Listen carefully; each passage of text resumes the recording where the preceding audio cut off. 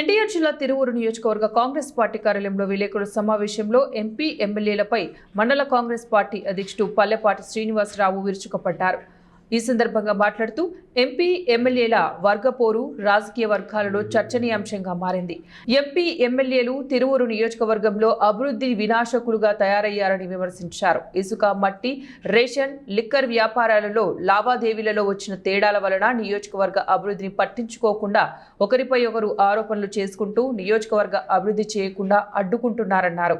ప్రజా సమస్యలను పక్కదారి పట్టించడానికి ప్రజలు ఏదైనా సమస్యలను న్యావదీతే సమయం ఆసన్నమైనప్పుడు వాళ్ళ గ్రూపు తగాదాలను తీసుకొచ్చి డైవర్షన్ పాలిటిక్స్ చేస్తూ ఈ తిరువూరు నియోజకవర్గాన్ని అభివృద్ధికి ఆమడ దూరంలో నిలుపుతున్నారనేటటువంటిది మీ ద్వారా ఈ ప్రజానీకానికి తెలియజేస్తుంది. మరి ముఖ్యంగా ఈ తిరువూరు నియోజకవర్గంలో మీరు 100 గ్రూపులు ఉంచుకోండి.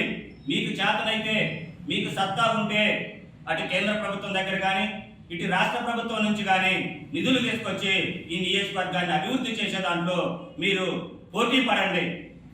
అంతే తప్ప ఈ తిరువూరు నియోజకవర్గంలో నిధులు తీసుకురావడం చేత కాదు, అభివృద్ధి చేయడం చేత కాదు. ఈ తిరువూరు నియోజకవర్గంలో సక్రమంగా రోడ్లు లేవు. టిడ్కో ఇళ్ళు 70% పైగా పూర్తయ్యి అవి ఈ రోజుకి కూడా ఎవరైతే పేద ప్రజలు ఉన్నారో వాళ్ళకి ఇవ్వడానికి నోచుకోకుండా ఉన్నాయి. అవి శిథిలావస్థకు చేరుతున్నాయి.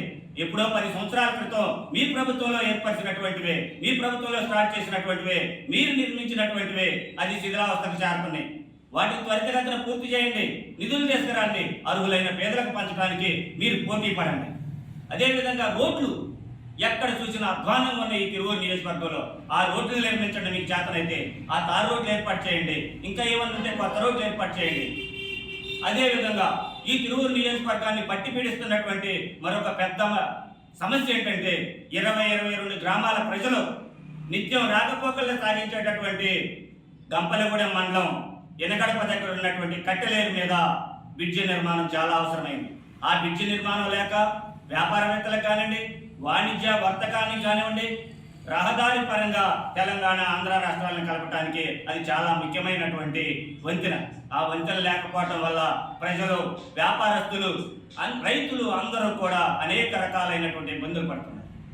చేతనైతే మీరు ఎంపటే దానికి నిధులు తీసుకొచ్చి ఫైనాన్స్ డిపార్ట్మెంట్ నుంచి దానికి పర్మిషన్ తీసుకొచ్చి దాన్ని టెండర్కి పిలవండి. కానీ ఆ బ్రిడ్జికి ఏ విధమైనటువంటి నిర్మాణం లేకుండా దానికి నిర్మించడం చేత కాకపోగా ఏనాడో దానికి శాంక్షన్ అయిందని చెప్పేసి, టెండర్కి వెళ్ళిందని చెప్పేసి పాలాభిషేకాలు చేసుకున్నారు. అసలు అది టెండర్కి వెళ్ళలేదు, అది శాంక్షనే కాలేదు ఈ రోజు వరకు కూడా. దాని మీద మీరు పోటీ పడండి ఎంపీ ఎమ్మెల్యేగా, అప్పుడు ప్రజలు హర్షిస్తారు. అదేవిధంగా ఇక్కడ అర్హులైనటువంటి పేదలు అనేక మంది ఉన్నారు. వాళ్ళకి ఇళ్ల స్థలాలు ఈ రోజు వరకు కూడా మీరు వచ్చి 20 నెలలు కావస్తుంది. ఇంతవరకు ఎవరికి కూడా ఒక చెట్టు పంచిన దాఖలాలు లేవు పేదలు. మీకు చేతనైతే ఇళ్ల స్థలాలు చూసి అర్హులైన పేదలందరూ కూడా ఇళ్ల స్థలాలు ఇవ్వండి. కానీ కాలనీ ఇళ్ళు ఏమైనా శాంక్షన్ చేశారా కొత్తగా అంటే ఒక్క ఇల్లు శాంక్షన్ చేసింది. అర్హులైన పేదలందరూ కూడా ఆ కాలనీ ఇల్లు తీసుకొచ్చి ప్రభుత్వం నుంచి వాళ్ళకి అందే విధంగా కృషి చేయడంలో మీరు పోటీ పడండి అని చెప్పి